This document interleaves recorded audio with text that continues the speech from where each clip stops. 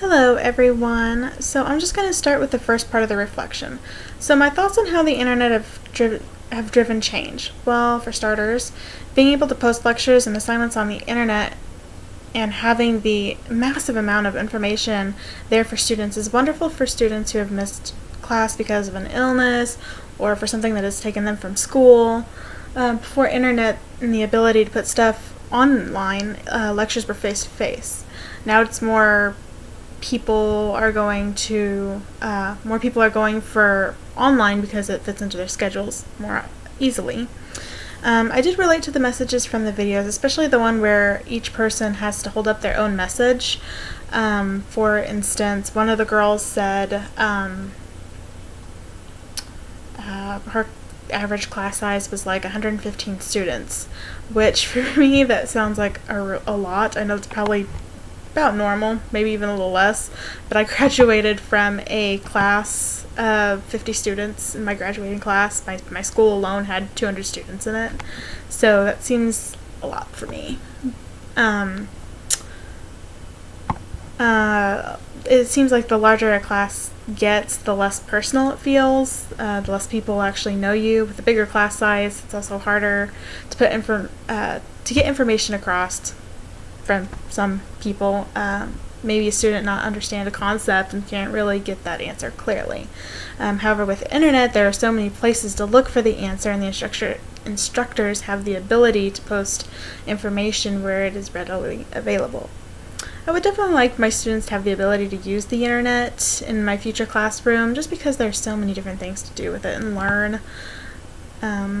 Number 2. The podcast I watched was a TED Talk. I love TED Talks. The one I watched was called The Power of Believing That You Can Improve by Carol Dweck. It's not the first TED Talk I've watched, like I said. In fact, I've watched quite a few. In this podcast, she talks about the power of not yet in the elementary school age children. If you get a not yet on a grade or an assignment, it helps them feel optimistic. They don't, feel like quite as a failure as an F would give them.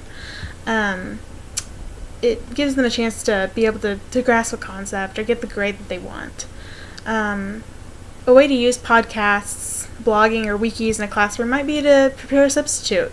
If you're going to be gone a day, a day in advance, prepare a blog forum.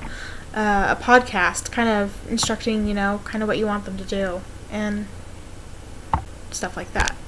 I think social networking sites should be allowed in the classroom. For instance, there was a site that we used in high school, which was called Edmodo. We used it for a math class, and it worked out pretty good. Our teacher would post our assignments, comments, tests, grades, and it kind of had a feel kind of like Facebook, only it was for education. And I know that we were not the only school to have used that. I don't know if our school still uses it or not, but I had a great experience with it. Number 3, I remember using Delicious bookmarks in middle school for science. Middle school and through high school, actually, our district would assign each student a laptop. I remember our science teacher, she used to use Delicious as a way to help us find information and videos and assignments.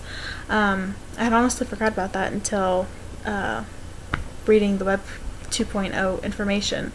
I like being able to use the site because it made it so much easier. I remember before she would have to write the URL out, and it would take forever, and of course there would be mistakes, and it just seemed harder that way. And obviously all you gotta do is click a button.